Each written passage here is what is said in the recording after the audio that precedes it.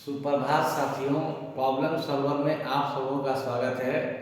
आज हम लोग डिस्कस करेंगे मैथ्स के ऊपर। हमारा टॉपिक रहेगा कोऑर्डिनेट ज्योमेट्री, निर्देशांक ज्यामिति। तो निर्देशांक ज्यामिति के ऊपर हम लोग तीन बिंदुओं पर चर्चा करेंगे। पहला रहेगा दूरी सूत्र, दूसरा रहेगा विभाजन सूत्र और तीसरा रहेगा हमारा त्रिभुज का क्षेत्रफल। तो आज के वीडियो में हम लोग सिर्फ अपने ज्ञान को सीमित रखेंगे डिस्टेंस फॉर्मूला के ऊपर, दूरी सूत्र के ऊपर। दूरी सूत्र के ऊपर आधारित क्वेश्चन करेंगे। दूरी सूत्र क्या होगा, जैसे कि दो बिंदु रहेंगे, मान लीजिए P और Q रहेंगे। अब कोई भी बिंदु के निर्देशांक होते हैं, निर्देशांक क्या होते हैं, x और y होते हैं। तो सपोज कीजिए कि दो बिंदु रहेंगे, एक बिंदु P रहा, उसका निर्देशांक x1 y1 रहा, दूसरा बिंदु Q रहा, उसका निर्देशांक x2 y2 हुआ। तो उसके बीच का जो दूरी आएगा, जैसे ये P हुआ, ये Q हुआ, इसका निर्देशांक x1 y1, इसका निर्देशांक x2 y2, तो इसके बीच का जो दूरी है वो क्या होता है, वो क्या होता है, वो कैसे निकलता है। तो सबसे पहले आपको मैं सिखाऊंगा वो कैसे निकलता है, बीच की दूरी को कैसे प्रूव करते हैं। हम लोग याद करते हैं ना, PQ बराबर root under x2 minus x1 का square plus y2 minus y1 का स्क्वायर। ये तो ठीक है, मगर जानने की भी इच्छा होती है कि भाई ये कैसे होता है। तो हम लोग उसको प्रूव भी करेंगे, बट उसके पहले कुछ बेसिक चीजों को जानेंगे। ओके, उस चैप्टर को पढ़ने के पहले कुछ इंपॉर्टेंट टर्म को समझेंगे, महत्वपूर्ण पदों को समझेंगे। तो सबसे पहले कुछ बेसिक बात बता देता हूँ, फिर सेशन को स्टार्ट करूंगा। तो सबसे पहला चीज कि निर्देशांक ज्यामिति क्या होता है, क्योंकि हमारा टॉपिक है निर्देशांक ज्यामिति।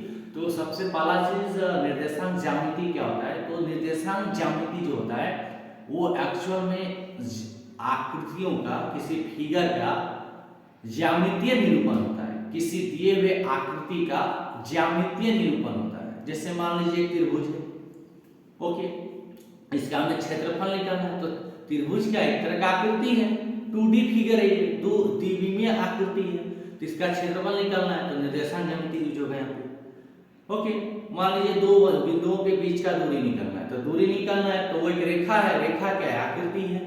अगर आपको दो बिंदुओं के बीच कितने अनुपात में वो एक दूसरे को काट रहा है, कितने के अनुपात में बढ़ रहा है, तो वो भी क्या है, एक तरह का फिगर है। तो अगर आपसे कोई सवाल करे कि निर्देशांक ज्यामिति क्या है, तो निर्देशांक ज्यामिति दिए हुए आकृतियों का ज्यामितीय निरूपण है। ओके, मैंने आपको समझा दिया। अब आगे सवाल उठता है सर कि ये ज्यामिति, निर्देशांक ज्यामिति मैथ में कहां से आया, किसने इसको बताया। तो जी इसका भी हिस्ट्री है। निर्देशांक ज्यामिति जो है, निर्देशांक ज्यामिति जो है ये हमारे फ्रांसीसी मैथमेटिशियन रेने डेकार्ते के कारण आया। इन्हें निर्देशांक ज्यामिति का फादर कहा जाता है, निर्देशांक ज्यामिति का जनक कहा जाता है। सबसे पहले, बहुत पहले की बात है, फादर ऑफ ज्यामिति आप लोग जानते हैं, ज्यामिति का पिता यूक्लिड को कहते हैं। तो एक बहुत बड़े मैथमेटिशियन थे यूक्लिड, उन्होंने ज्यामिति के बारे में बहुत कुछ बताया था। उनके सम्मान में ज्यामिति का पिता कहा गया था। तो डेकार्ते साहब ने यूक्लिड के ज्यामिति का प्रयोग किया और हमारे जो मैथ में बीजगणित होते हैं उसका प्रयोग किया, और इन्होंने बहुत अच्छा एक वर्क किया। इन्होंने बीजगणित और यूक्लिड के ज्यामितीय विचारधारा को मिक्स किया और वो दोनों को मिलाकर मैथ्स में एक न्यू टॉपिक को लाया, और वही टॉपिक हमारा निर्देशांक ज्यामिति कहलाया। तो अगर शॉर्ट में जानना चाहेंगे कि निर्देशांक ज्यामिति मतलब होता क्या है, तो निर्देशांक ज्यामिति में किस किस चीज का मिश्रण होता है। तो निर्देशांक ज्यामिति में दो टॉपिक का मिक्सिंग होता है। पहला टॉपिक रहता है यूक्लिड का ज्यामिति और दूसरा रहता है बीजगणित, अलजेब्रा। तो अलजेब्रा और ज्योमेट्री को जब हम मिला देते हैं ना, तो जो नया ब्रांच बनता है मैथ में, जो नया मैथ की जो नया शाखा बनती है, तो उसे हम लोग कोऑर्डिनेट ज्योमेट्री कहते हैं। तो आइए अब हम कुछ महत्वपूर्ण पदों पर विचार करते हैं। आप अंत तक वीडियो में हमारे साथ बने रहें। वीडियो अगर आपको हमारा अच्छा लगेगा तो आप हमारे चैनल प्रॉब्लम सॉल्वर को सब्सक्राइब कीजिएगा, शेयर कीजिएगा, लाइक कीजिएगा, कमेंट कीजिएगा। अपनी बातों को हमें कमेंट के माध्यम से बताइएगा। अगर कुछ सुझाव होंगे हमारे प्रति तो जरूर दीजिएगा। अगर कोई कमेंट करना हो या कोई चीज का कमी हो गया हो तो आप वो भी कमेंट बॉक्स में जरूर लिखिएगा। आप उसके लिए आदरणीय रहेंगे, सराहनीय रहेंगे, आपके कार्य सराहनीय रहेंगे। तो चलिए सेशन को स्टार्ट करते हैं। पूरे डीपली में पढ़ाऊंगा, तोड़ तोड़ के पढ़ाऊंगा, एक एक चीज को बताते चलूंगा। तो चलिए सबसे पहले महत्वपूर्ण पदों को डिस्कस करते हैं इस चैप्टर का। तो सबसे पहला महत्वपूर्ण पद है सबसे पहला महत्वपूर्ण पद, एक तल पर किसी बिंदु की स्थिति निर्धारित करने के लिए हमें निर्देशांक अक्षों के एक युग्म की आवश्यकता होती है। देखिए तल आप समझते हैं ना, जैसे X Y Y Z Z X Y Z, तो ये सब सारा क्या है, ये सबको तल कहते हैं, प्लेन। तो किसी प्लेन में कोई भी एक प्लेन दिया हुआ है, उस प्लेन के अंदर में आपका क्या क्या अक्ष हो सकता है, एक्स अक्ष, वाई अक्ष, जेड अक्ष, इस तरह कुछ भी हो सकता है। तो आज हम जो बात करेंगे वो एक्स और वाई के ऊपर बात करेंगे। तो आपका एक्स अक्ष है, आपका वाई अक्ष है। तो एक्स अक्ष वाई अक्ष, ये दोनों अक्ष में से कहीं भी किसी भी जगह में कोई ना कोई बिंदु होगा, तो उस बिंदु का पोजीशन क्या होगा, उस बिंदु का स्थिति क्या होगा, तो ये हमें ये तल पर उपस्थित निर्देशांक अक्ष बताता है। यहाँ पे युग्म वर्ड इसलिए आया क्योंकि एक एक्स रहेगा एक वाई रहेगा, तो कोई भी चीज जोड़ा को युग्म कहते हैं। चलिए नेक्स्ट पॉइंट 2 पे चलते हैं। तो अभी हमने डिस्कस किया निर्देशांक अक्ष। तो निर्देशांक अक्ष यहाँ पे दो होंगे, पहला होगा एक्स निर्देशांक, दूसरा होगा वाई निर्देशांक। एक्स निर्देशांक को भुज कहते हैं, वाई निर्देशांक को कोटि कहते हैं। एक्स निर्देशांक को इंग्लिश में एब्सिसा कहते हैं और वाई निर्देशांक को इंग्लिश में ऑर्डिनेट कहते हैं। तो चलिए सबसे पहले एब्सिसा के बारे में डिस्कस करते हैं, एक्स निर्देशांक या भुज क्या होता है। तो देखिए किसी तल में किसी बिंदु का वाई अक्ष से जो दूरी होगा, वाई अक्ष से जो दूरी लेंगे उसको हम एक्स निर्देशांक कहेंगे, और एक्स अक्ष से दूरी नापेंगे तो उसको हम कोटि कहेंगे या वाई निर्देशांक कहेंगे।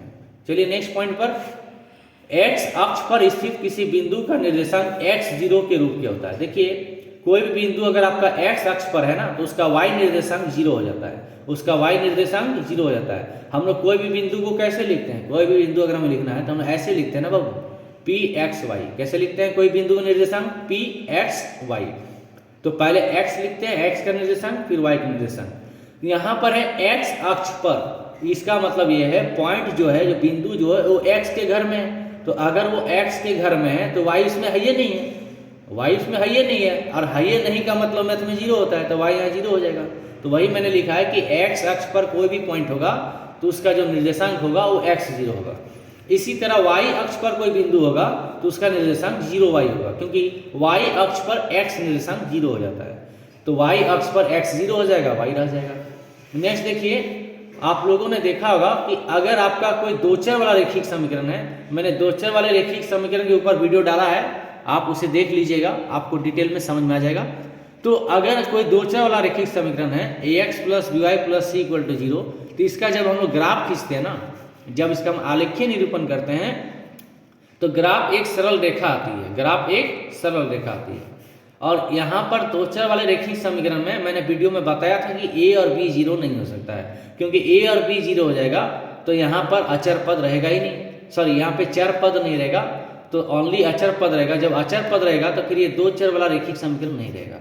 नेक्स्ट देखिए, अगर आपका कोई ग्राफ में कोई समीकरण द्विघाती समीकरण आ जाता है, जैसे y = ax² + bx + c, यहाँ पर a0 नहीं रहना चाहिए। अगर इसका हम ग्राफ खींचते हैं तो एक पैराबोला आता है, एक पैराबोला आता है, इसको हिंदी में परवलय कहते हैं। तो आपका ग्राफ कुछ इस तरह आएगा, इस तरह u बनेगा, u इस तरह, u बाएं साइड से u, नीचे साइड से u, दाएं साइड से u। ओके, आइए ये थे कुछ बेसिक। अब हम लोग बात करते हैं कि निर्देशांक ज्यामिति का प्रैक्टिकल लाइफ में क्या यूज है। तो निर्देशांक ज्यामिति के विभिन्न क्षेत्रों में व्यापक अनुप्रयोग हैं, जैसे भौतिकी में, इसका फिजिकल साइंस में यूज है, इंजीनियरिंग में, समुद्री परिवहन में, भूकंप शास्त्र संबंधी और कला। तो ये कुछ स्पेशल क्षेत्र हैं जहाँ पे हम लोग निर्देशांक ज्यामिति का यूज करते हैं। हम लोग भौतिकी में, हम लोग इंजीनियरिंग में, हम लोग समुद्री परिवहन में, हम लोग भूकंप रिलेटेड और कला रिलेटेड इत्यादि चीज़ों में निर्देशांक ज्यामिति का उपयोग करते हैं। अब नेक्स्ट हम लोग बात करते हैं कि हमारा वीडियो किसके ऊपर है।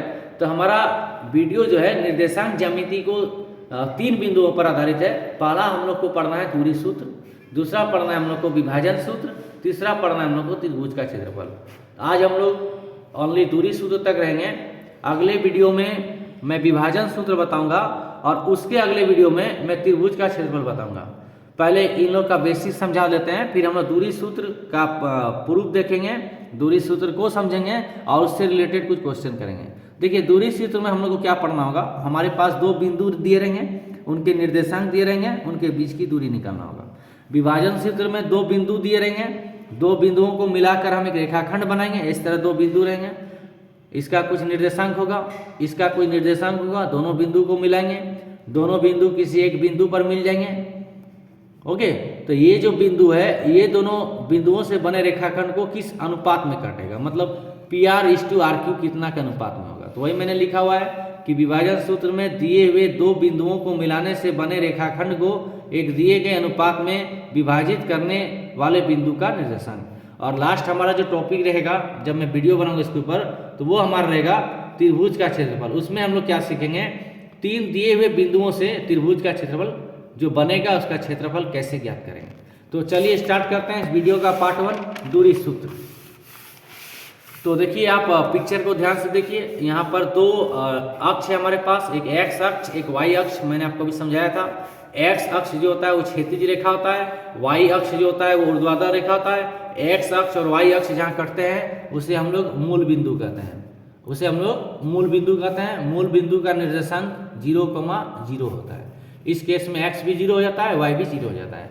तो आइए हम लोग बात करते हैं, हम लोग दो बिंदु पर विचार करते हैं। हमारा पहला बिंदु है P, इसका निर्देशांक x1 y1। हमारा दूसरा बिंदु है Q, इसका निर्देशांक है x2 y2। ओके, P से OX पर हम एक लंब PR डालते हैं और Q से OX पर एक लंब OS डालते हैं। तो यहाँ पे भी लंब हो गया, यहाँ पे भी लंब हो गया। ओके, अब P से Q को मिला देते हैं, तो ये PQ हो गया, ये PR हो गया, ये QS हो गया। अब QS पर लंब हम PT डालते हैं, QS पर लंब हम PT डालते हैं। अब आप आकृति का निरीक्षण कीजिए, अवलोकन कीजिए। देखिए तो ये मूल बिंदु है, ये हमारा बिंदु R है। तो हमने मान लिया कि O से R का दूरी x1 है। ओके, ये अगेन बिंदु O है, मूल बिंदु है, ये S है। हमने मान लिया O से S का दूरी x2 है। तो यहाँ से लेके यहाँ तक का दूरी x1 है और यहाँ से लेके यहाँ तक का दूरी x2 है। इसका मतलब इसके बीच का दूरी क्या हो जाएगा, बड़का माइनस छोटका। तो यहाँ से यहाँ तक का दूरी है x2, यहाँ से यहाँ तक का दूरी है x1, तो बीच का दूरी क्या हो जाएगा x2 माइनस x1। ओके, अब यहाँ पर ये 90 डिग्री है, यहाँ पे 90 डिग्री, यहाँ पे 90, तो यहाँ 90 डिग्री है, तो 3 90 डिग्री आया, तो ये भी 90 डिग्री हो जाएगा। अब ये चारों 90 पे 90 पे है और एक दूसरे के समांतर दिख रहे हैं, तो ये PTRS ये हमारा एक आयत बन जाएगा, ये एक रेक्टेंगल बन जाएगा। और आयत का चारों प्रत्येक को 90 डिग्री होता है, विपरीत भुजाएं समांतर और बराबर होती है। तो चूंकि RS बराबर x2 माइनस x1 आया, तो PT बराबर भी मेरा x2 माइनस x1 आ जाएगा। आई थिंक यहाँ आपको कोई दिक्कत नहीं हुआ। चलिए अब नेक्स्ट इधर बात करते हैं। ओके, देखिए हमारा पॉइंट यहाँ पे पॉइंट हमारा T है। ओके, यहाँ पे पॉइंट हमारा Q है। तो Q का निर्देशांक क्या था, x2 y2। Q का निर्देशांक था x2 y2। चलिए हम लोग दूरी को मेजरमेंट करते हैं। देखिए S से T का दूरी हमने मान लिया y1 है, S से T का दूरी हमने मान लिया y1 है और S से Q का दूरी हमने मान लिया y2 है। तो अगर हमें Q2 का दूरी निकालना है तो ये दोनों का डिफरेंस हो जाएगा। इतनी बड़ी रेखाखंड की लंबाई y2 है, इतने छोटे रेखाखंड की लंबाई y1 है, तो बीच का जो लाइन सेगमेंट होगा ये कितना हो जाएगा, y2 माइनस y1 हो जाएगा। अब आप पिक्चर पे नजर डालिए, PTQ एक राइट एंगल ट्रायंगल बन गया, ये एक समकोण त्रिभुज बन गया। तो समकोण त्रिभुज में पाइथागोरस प्रमेय लगाया जाए तो पाइथागोरस प्रमेय कहता है कर्ण स्क्वायर बराबर लंब स्क्वायर जोड़ आधार स्क्वायर।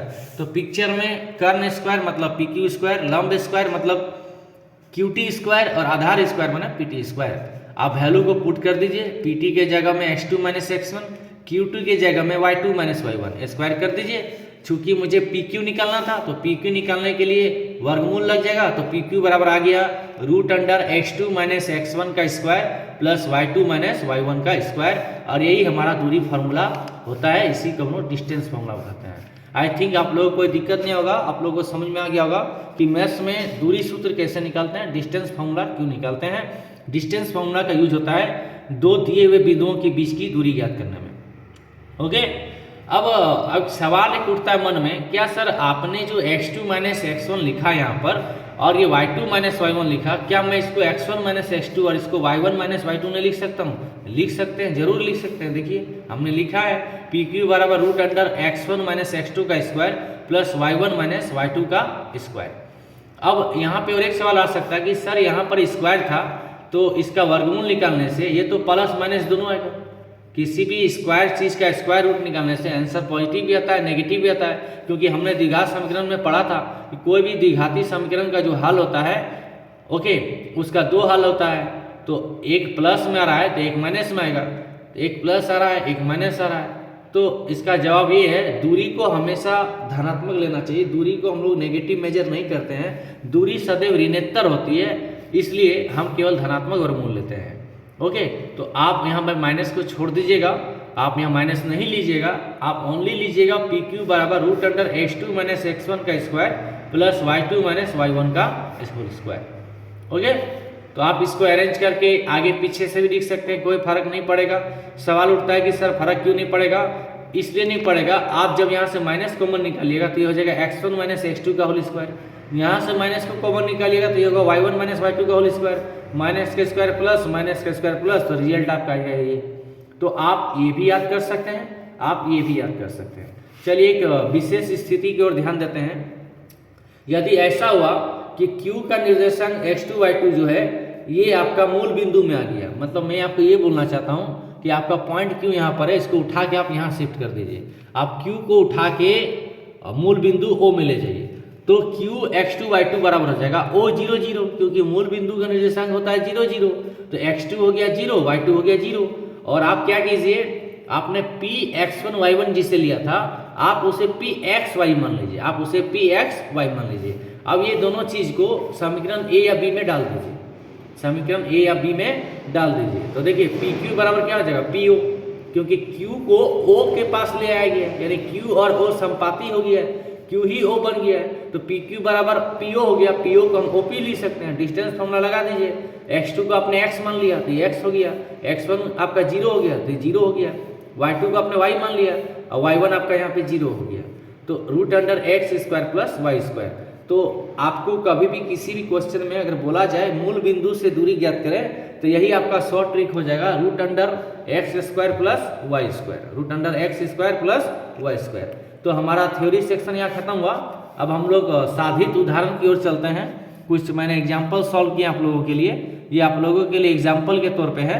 ओके, मैंने कुछ क्वेश्चन को सॉल्व किया है। चलिए सबसे जीरो लेवल से स्टार्ट करते हैं। सबसे पहला क्वेश्चन, बिंदुओं A 2 3 और B 4 1 के बीच की दूरी निकाले। तो देखिए ये एक रेखाखंड है। ओके, यहाँ पर एक बिंदु A है, दूसरा बिंदु B है, A का निर्देशांक 2 3 है, B का निर्देशांक 4 1 है। तो बीच की दूरी कैसे निकलेगा, अभी मैंने ऊपर प्रूफ किया था, root under x2 minus x1 का square plus y2 minus y1 का स्क्वायर। तो 4 x2 के जगह 4 बैठा दीजिए, ये आपका x2 है, x1 के जगह 2 बैठा दीजिए, y2 के जगह 1 बैठा दीजिए, y1 के जगह 3 बैठा दीजिए। तो रूट अंडर 4 माइनस 2 का होल स्क्वायर प्लस 1 माइनस 3 का होल स्क्वायर। इसको सॉल्व कीजिए आप, 2 स्क्वायर प्लस माइनस 2 का whole square, root under 4 plus 4, root under 8 और रूट 8 का वैल्यू 2 रूट 2। चलिए सेकेंड क्वेश्चन, बिंदुओं 0 0 और 36 15 के बीच की दूरी ज्ञात करें।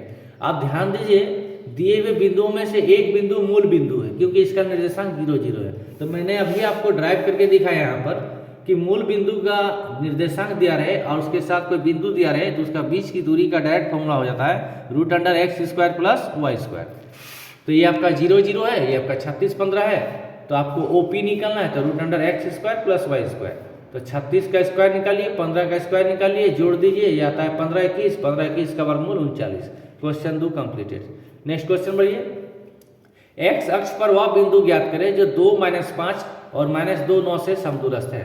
तो आप एक रेखाखंड खींचिए।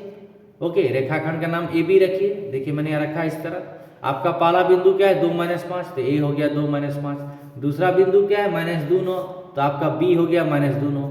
आपको x अक्ष पर वो बिंदु ज्ञात करना है जो दोनों बिंदुओं से समदूरस्थ है।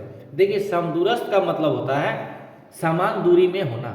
तो आपको रेखाखंड A और B के बीच में कहीं भी एक ऐसा बिंदु डालना होगा जिससे ए से पी का दूरी और बी से पी का दूरी बराबर हो जाए, क्योंकि क्वेश्चन में लिखा हुआ है ये समदूरस्थ है। तो मान लीजिए एक्स अक्ष पर वह बिंदु पी है जिसका निर्देशांक पी एक्स 0 है। अब सवाल उठता है कि सर पी एक्स 0 क्यों हुआ, पी एक्स वाई क्यों हुआ? क्योंकि देखिए यहाँ पर लिखा गया एक्स अक्ष पर मैंने अभी आपको थ्योरी पढ़ाया था, एक्स अक्ष पर कोई भी बिंदु होगा तो उसका निर्देशांक होता है एक्स 0, उसका निर्देशांक होता है एक्स 0। तो ये आप कहोगे एक्स 0। अब चूंकि ये बिंदु समदूरस्थ है, इसका मतलब ए से पी जितना दूर होगा बी से पी भी उतना दूर होगा। तो ए पी बराबर हो गया बी पी, दोनों साइड स्क्वायर कर दीजिए तो पी ए स्क्वायर बराबर पी बी स्क्वायर, दोनों साइड डिस्टेंस फॉर्मूला लगा दीजिए। तो देखिए यहाँ पर एक्स माइनस 2 का होल स्क्वायर प्लस 0 माइनस का माइनस तो प्लस 0 प्लस 5 का होल स्क्वायर रूट अंडर। इसी तरह इधर भी रूट अंडर एक्स माइनस 2 का होल स्क्वायर तो एक्स प्लस 2 का होल स्क्वायर प्लस 0 माइनस 9 का होल स्क्वायर। तो ये आपका पी ए का वैल्यू है, ये आपका पी बी का वैल्यू है। हमने दोनों साइड स्क्वायर किया इसलिए यहाँ भी स्क्वायर लगा दीजिए, यहाँ भी स्क्वायर लगा दीजिए। स्क्वायर और रूट एक दूसरे को कैंसिल कर देते हैं तो अंदर बच गया एक्स माइनस 2 का होल स्क्वायर प्लस 5 स्क्वायर, यहाँ बच गया एक्स प्लस 2 का होल स्क्वायर प्लस माइनस 9 का होल स्क्वायर। इसको सॉल्व कीजिए आप तो x square minus 4x plus 4 plus 25, इसको आप सॉल्व कीजिएगा ए प्लस बी का होल स्क्वायर में तो x square plus 4x plus 4 plus 81। देखिए एक्स स्क्वायर और 4 दोनों साइड है कैंसिल हो गया, तो इधर आपका बच्चा माइनस 4x प्लस 25, इधर बच्चा 4x प्लस 81। सारे को उठा के आप RHS पार्ट में ले जाइए तो 4x और 4x 8x, 81 में 25 चल जाएगा तो 8x प्लस 56 बराबर 0। तो यहाँ से 8x बराबर आपका माइनस 56, यहाँ से आपका x बराबर माइनस 7, क्योंकि 8 का पाड़ा में 56 7 बार में आएगा। तो अभिष्ट बिंदु हमारा जो है माइनस 7 0। चलिए नेक्स्ट क्वेश्चन की ओर। इसी तरह का क्वेश्चन रहेगा, बस मैं एक्स अक्ष की जगह वाई अक्ष लिख दूंगा और बिंदुओं का निर्देशांक चेंज कर दूंगा। तो देखिए सिमिलर क्वेश्चन, वाई अक्ष पर एक ऐसा बिंदु ज्ञात करें जो a 6 5 और b माइनस 4 3 से समदूरस्थ हो। सारा चीज वही करना है, मान लेंगे वो अभिष्ट बिंदु P है जो a और b से समदूरस्थ है। इसका निर्देशांक तब क्या हो जाएगा, क्योंकि बिंदु y अक्ष पर है तो इसका x निर्देशांक 0 हो जाएगा, y निर्देशांक y होगा। तो अगेन जो हम पहले क्वेश्चन किए थे सेम बनेगा। तो यहाँ से समदूरस्थ के कारण AP बराबर हो जाएगा BP, AP बराबर हो जाएगा BP, तो PA स्क्वायर बराबर हो जाएगा PB स्क्वायर, PA स्क्वायर बराबर हो जाएगा PB स्क्वायर। फिर से डिस्टेंस फॉर्मूला आप लगाइए यहाँ पे, देखिए यहाँ पे 6 है, x वाला से x वाला को घटाइए तो 6 माइनस 0 का होल स्क्वायर, देखिए 6 माइनस 0 का होल स्क्वायर। y वाला से y वाला को घटाइए तो 5 माइनस y का होल स्क्वायर, तो आपका लेफ्ट साइड हो गया। इसी तरह PB लेना है आपको, PB, तो यहाँ पे आप देखिए PB कैसे निकलेगा, तो x वाला से x घट गया तो 0 में माइनस 4 माइनस हो रहा है तो 0 प्लस 4 का स्क्वायर प्लस y माइनस 3 का होल स्क्वायर। ओके, आपने स्क्वायर कर दिया इसलिए रूट दोनों साइड कैंसिल हो जाएगा। इसको सॉल्व कर लीजिए, 6 का स्क्वायर 36, a माइनस बी का होल स्क्वायर है तो a square minus 2ab plus b square कर दीजिए। यहाँ भी सेम काम कीजिए तो देखिए यहाँ पे आता है 36 plus 25 minus 10y plus Y square. यहाँ पे आता है 16 plus Y square minus 6y plus 9। आप वाई स्क्वायर कट जाएगा, इधर आपका सॉल्व करने से आता है 36 प्लस 25 61 माइनस 10y, और यहाँ पे आता है 16 और 9 25 माइनस 6y। चर और अचर को अलग कर दीजिए आप तो 61 माइनस 25 बराबर हो जाएगा माइनस 6y प्लस 10y। 61 में 25 जाएगा 36 और 10y में 6y जाएगा 4y, तो यहाँ से y आ गया 9। तो आपका वांछित बिंदु हो जाएगा 0 9, क्योंकि आपने आंसर माना था वहाँ पे अभिष्ट बिंदु 0y, तो 0 और y निकल गया 9। चलिए नेक्स्ट टाइप की और क्वेश्चन की ओर चलते हैं। y का वह मान ज्ञात करें जिसके लिए बिंदु P 2 माइनस 3 और Q 10y के बीच की दूरी 10 मात्रक हो। देखिए क्वेश्चन में दो बिंदु दिया गया है, पहला बिंदु है P, इसका निर्देशांक है 2 माइनस 3, दूसरा बिंदु है Q, इसका निर्देशांक है 10y और इसके बीच का दूरी है 10 मात्रक, यानी P से Q के बीच का दूरी है 10।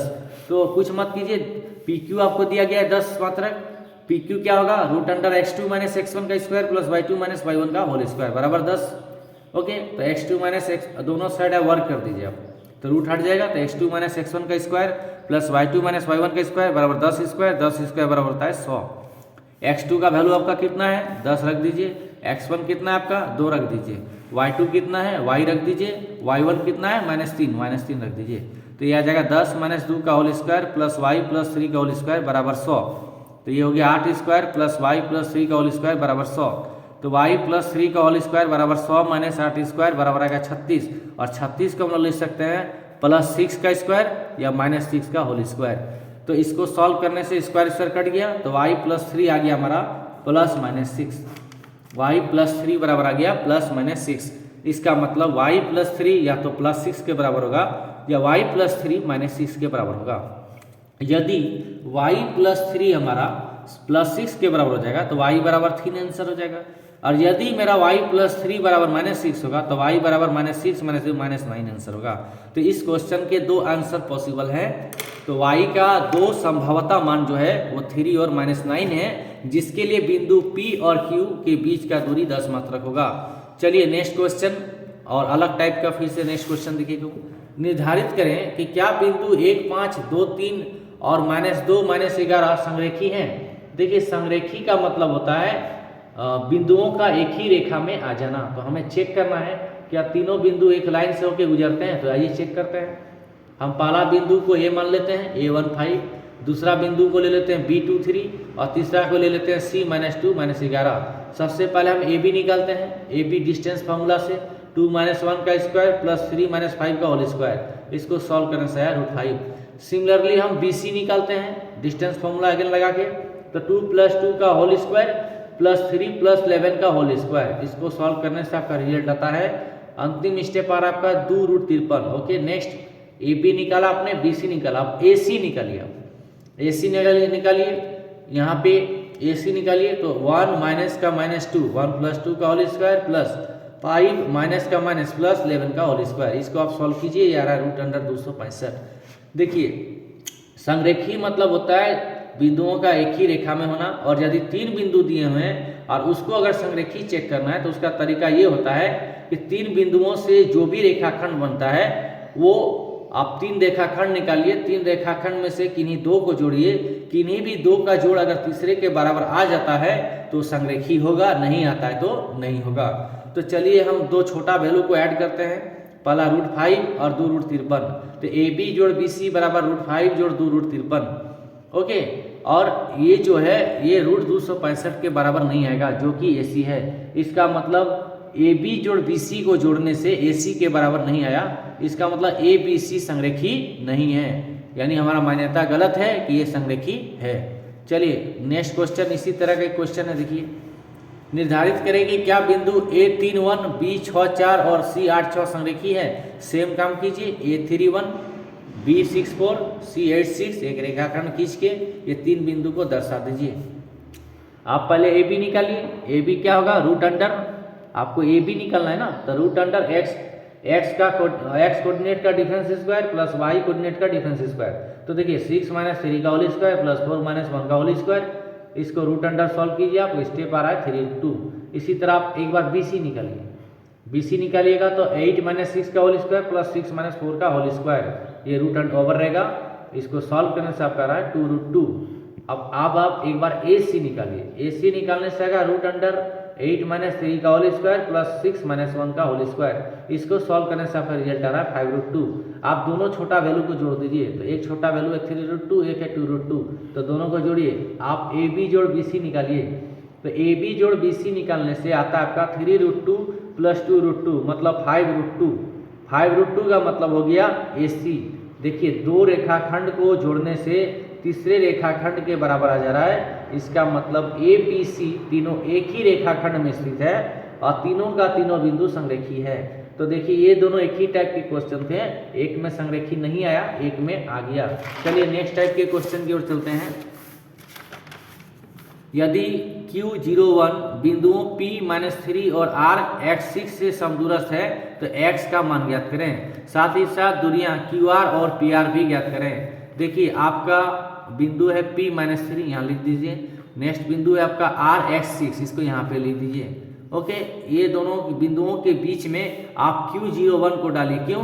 क्योंकि Q01 ये दोनों से समदूरस्थ है, तो जो समदूरस्थ होता है वो बीच में आता है, मतलब इसका जो दूरी आएगा Q का जो दूरी होगा P से वही दूरी होगा Q का R से, तो समदूरस्थ के कारण PQ बराबर हो गया QR।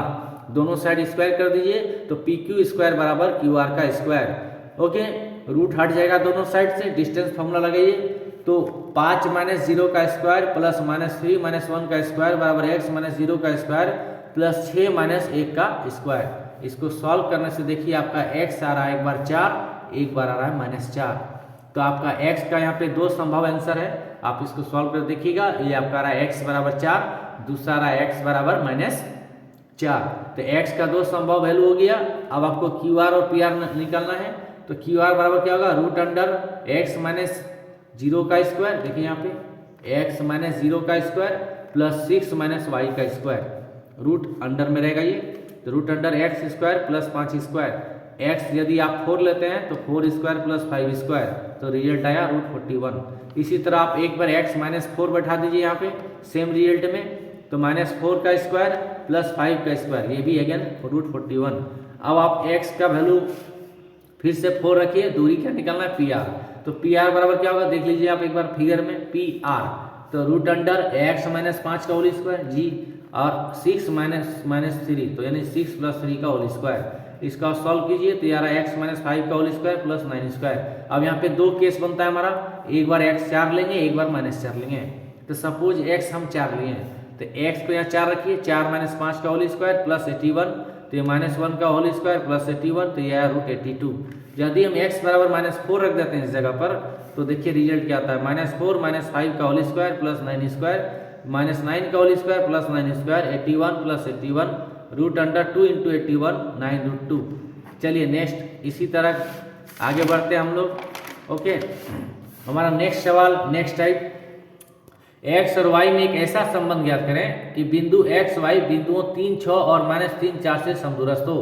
तो देखिए कॉन्सेप्ट समदूरस्थ वाला है, लेकिन अब आपको क्वेश्चन का जो टाइप थोड़ा चेंज कर दिया है। यहाँ पर x का मान निकाला जाता था, यहाँ पर x और y में रिलेशन निकालना है। जो भी कॉन्सेप्ट आपको वही यूज करना है। ओके, आपका a 3 6 हो गया, यहाँ पर आपका b -3 4 हो गया।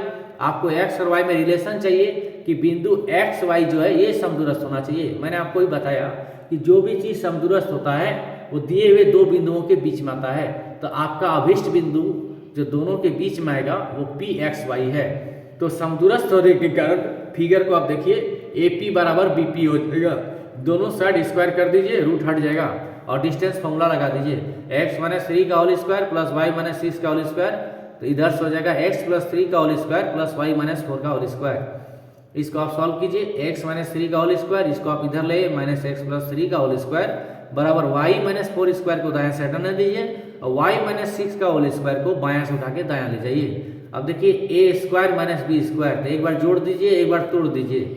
अब आप बोलिएगा सर ये जोड़ दीजिए तोड़ दीजिए क्या होता है, a square minus b square का मतलब होता है a plus b a minus b। तो a में b जोड़ दीजिए और a b में b तोड़ दीजिए। तो एक बार जोड़ना है, एक बार घटाना है। तो x माइनस 3 में x प्लस 3 जोड़िए, x माइनस 3 में x प्लस 3 को घटाइए। इसी तरह y माइनस 4 में y माइनस 6 को जोड़िए, y माइनस 4 में y माइनस 6 को घटाइए। कैलकुलेशन कीजिए तो ये साइड आपका आ रहा है 2x इंटू माइनस 6 बराबर 2y माइनस 10 इंटू 2। यहाँ पे 2 2 आपका कट जाएगा तो रिजल्ट आएगा माइनस 6x बराबर 2 इंटू वाई माइनस 5। ओके, तो यहाँ से अगेन आप 2 से दोनों साइड डिवाइड दे दीजिए तो माइनस 3x बराबर आ जाएगा y माइनस 5, माइनस 3x बराबर आ जाएगा y माइनस 5।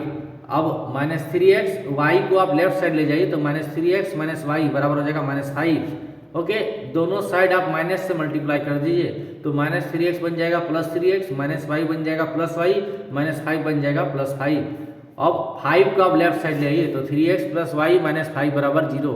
आप आंसर को यहाँ भी छोड़ सकते हैं, ये भी सही है।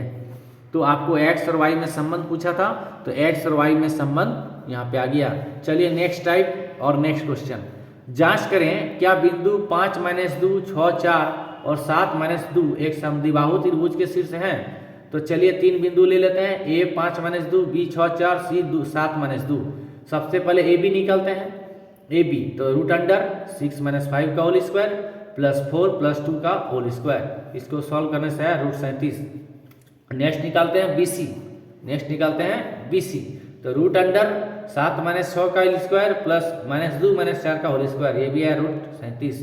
तो यहाँ पर हम देख रहे हैं कि ए बी बराबर बी सी आ गया। तो आगे मुझे ए सी निकालने की जरूरत नहीं है क्योंकि समद्विबाहु त्रिभुज बनने का शर्त ये होता है कि उसका दो भुजा बराबर आ जाना चाहिए। तो यहाँ पर दो भुजा बराबर आ गई है।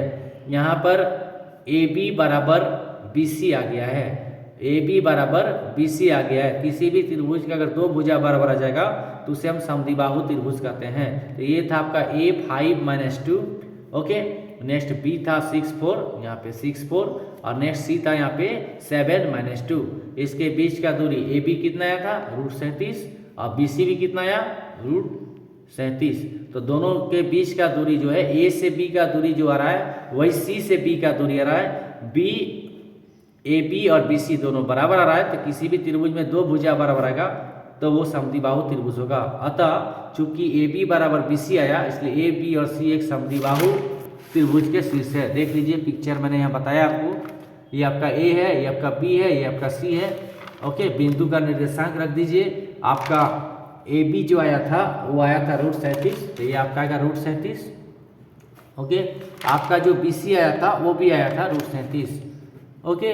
यहाँ पर ए सी निकालने की जरूरत नहीं है, फिर भी आपको निकालना है तो निकालिए, वो टाइम वेस्टेज होगा। क्वेश्चन जस्ट पूछा है समद्विबाहु त्रिभुज के शीर्ष है या नहीं है। आइए हमारा लास्ट दो क्वेश्चन, दो अलग अलग क्वेश्चन, ओके। चलिए नेक्स्ट टाइप क्वेश्चन है हमारा, देखिए दर्शाइए कि बिंदु 1 7 4 2 -1 -1 और -4 4 एक वर्ग के शीर्ष हैं। देखिए इस क्वेश्चन को करने के पहले आपका ज्यामिति यहाँ पे क्लियर होना चाहिए। यहाँ पे क्वेश्चन आपको डिस्टेंस फॉर्मूला लगाना है, बट उसके पहले आपको वर्ग के बारे में पता होना चाहिए। वर्ग पता रहेगा तब ये क्वेश्चन बनेगा। मैंने आपको बताया था ना कि निर्देशांक ज्यामिति पढ़ना है तो आपका बीजगणित अच्छा होना चाहिए और आपका ज्यामिति अच्छा होना चाहिए।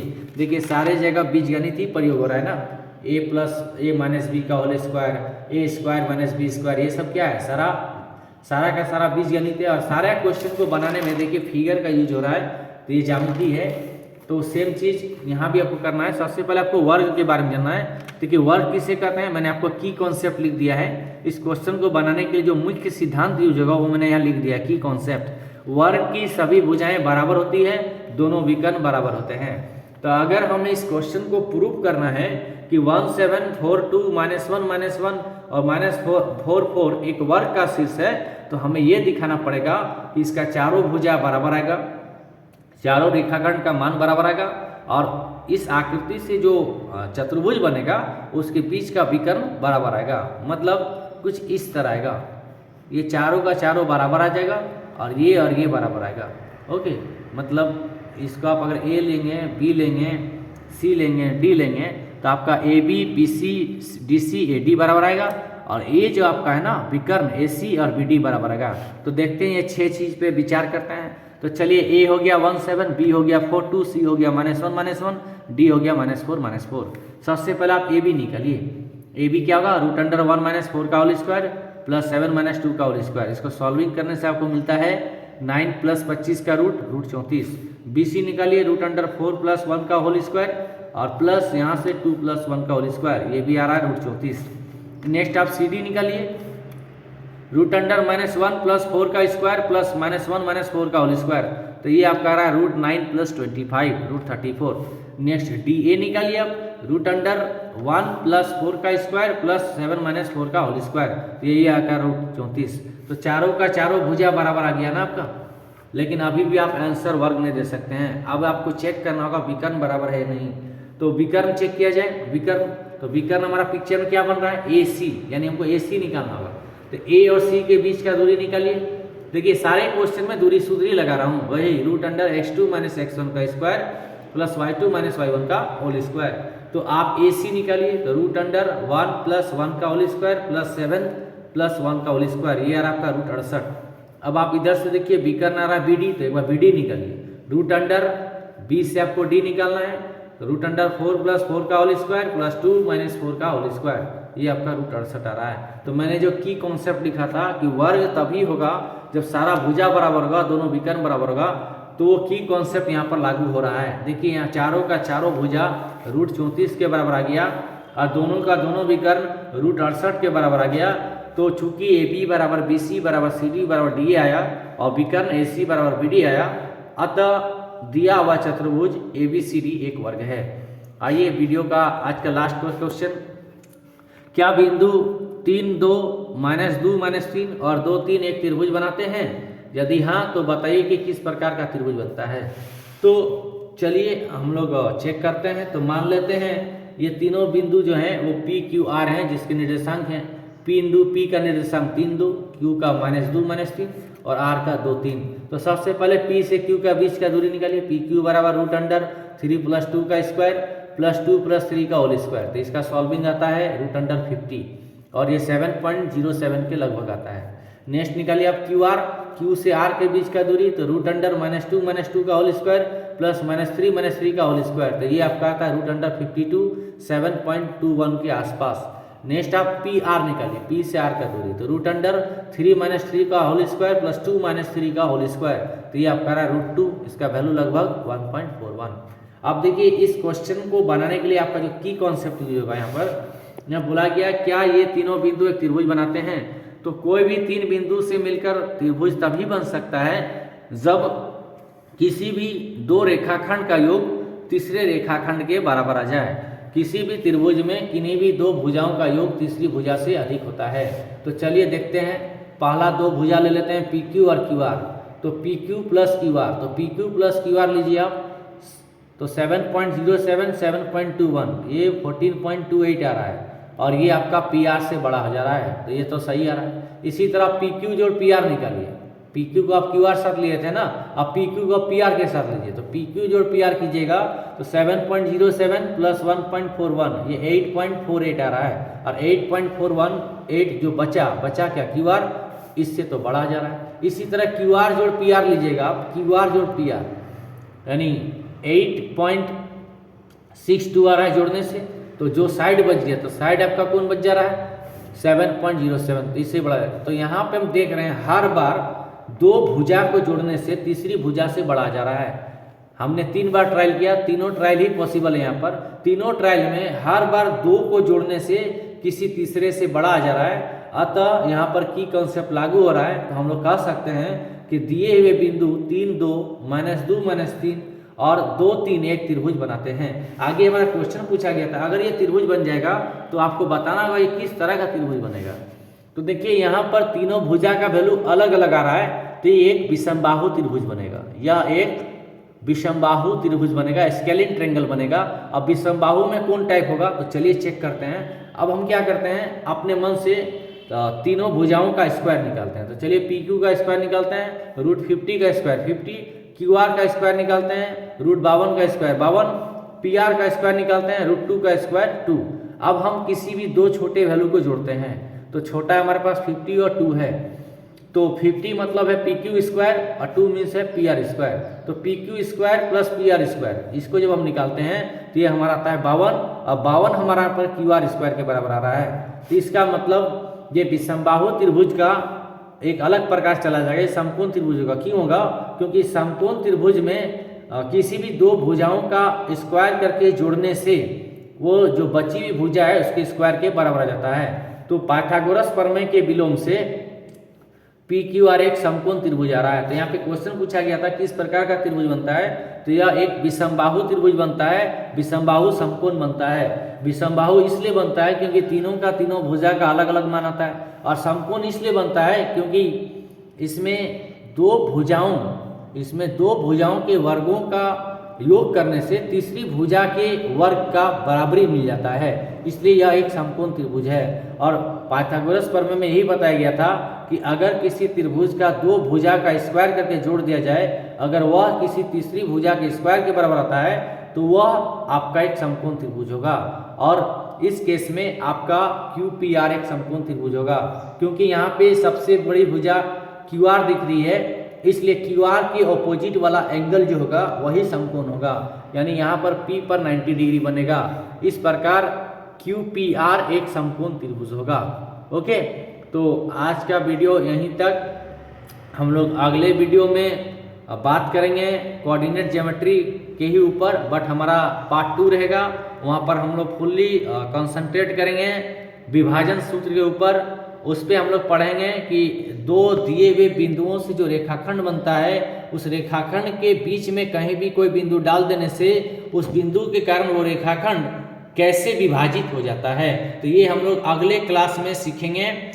अगेन प्रूफ करेंगे, डिराइव करेंगे, कॉन्सेप्ट को समझेंगे, की कॉन्सेप्ट समझेंगे, कुछ क्वेश्चन करके दिखाएंगे। तो वीडियो में हमारे साथ जुड़े बने रहिएगा और मेरे साथ चलते रहिएगा।